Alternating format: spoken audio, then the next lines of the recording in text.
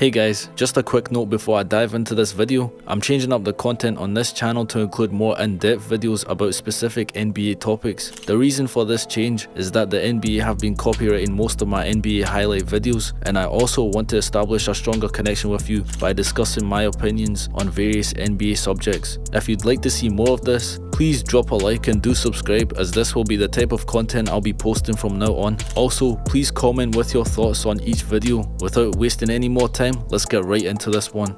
Scoot Henderson, born on February 3rd, 2004, is a future basketball superstar that not many people have been talking about. As the third pick of this year's NBA draft, it seems that he's receiving less attention than other third picks in the past few years. This is because of the rise in crazy hype surrounding Victor Wembanyama, which began a year before the draft. We'll get to Wembanyama in a bit though, as the main topic of discussion is Scoot Henderson. Scoot grew up in Hempstead, New York in a family of 9. His sisters played Division I basketball, which might explain why he also pursued the sport, as he is the second youngest sibling out of the 7. Scoot played basketball at Carlton J High School in Marietta alongside his brother during his freshman year. He came off the bench while his brother CJ started as a senior at the time. In his sophomore season, Scoot started gaining more attention from scouts. In February 2020, Scoot recorded a career-high 49 points and also made the game-winning shot against Miller Grove High School in the first round of the Class 5A state tournament.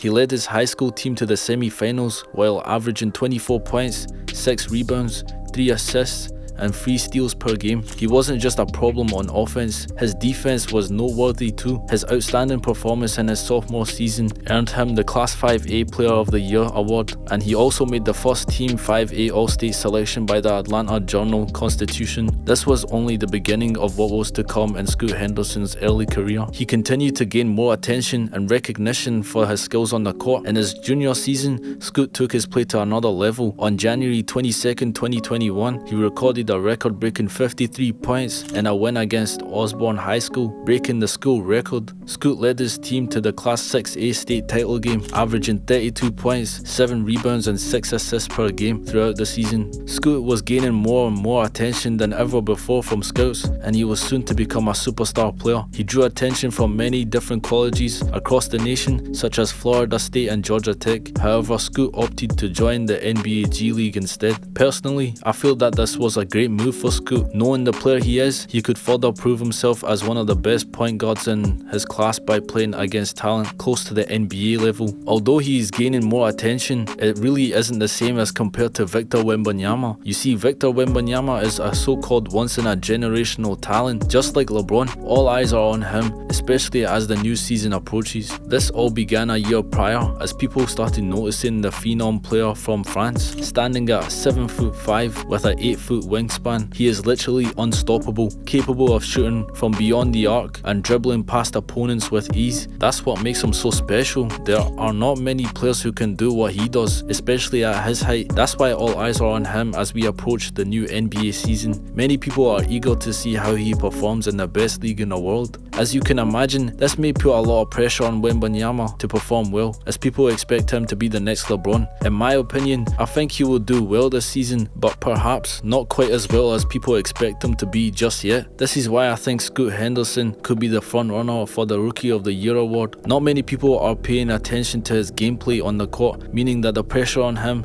to perform is somewhat lower. Yes, people do expect him to do well, but not necessarily as well as becoming the next generational talent. While also playing for the G League as well, I feel like this was the best fit for him, as he was playing with talent close to the NBA level and still putting on a show every game. Scoot's combination of playmaking, scoring and versatility is what sets him apart from players like Brandon Miller, the second pick of this year's NBA draft. Although Miller is a great player, I just don't see him performing as well as Scoot, and I'm sure you will agree. Scoot is the kind of player that teams are looking to build around, as he has the potential to become a superstar player in the near future, assuming he doesn't suffer any injuries during that time. This leads me onto the team he was drafted by this season, the Portland Trailblazers. With trade rumors circulating about Damian Lillard, this could be Scoot's chance to make a name for himself as the next star of the Blazers. Assuming Damian Lillard goes to the Heat, as he has been rumored to for a while. Let's say he does get traded to the Heat. This leaves room for Scoot to showcase his potential while leading a Blazers team that went 33-49 the previous season. I'm not saying he will get the Blazers to the playoffs next season. I still feel like that's unlikely to happen. However, he could help the team win more games and maybe even secure a spot in the play-in tournament. Being a part of this team can give him the best chance to show the Spurs and the Hornets why they missed out on picking him in the draft. Leading a 13th seed team, the only way is really up from there,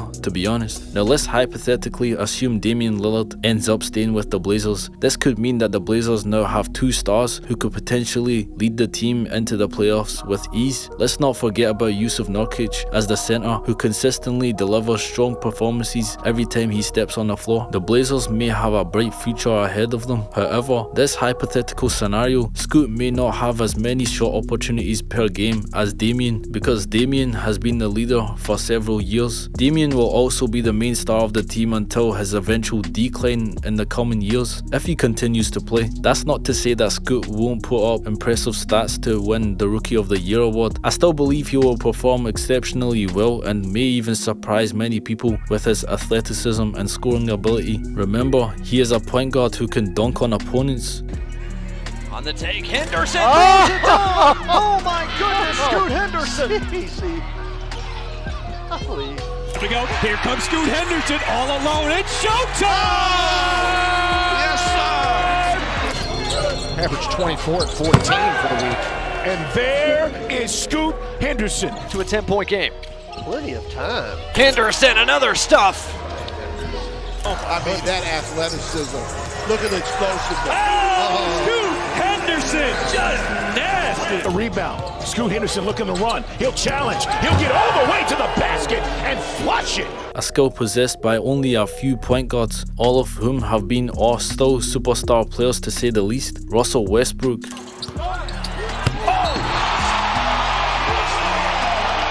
The rim is crying. Now they're back this time. They're set. Oh, Russell Westbrook. A spectacular dunk, and it's a two. Westbrook, the crossover drive, and throws it down. There it is, that nuclear athleticism from Russell Westbrook. Ja Morant. Morant in transition. Oh, Ja Morant!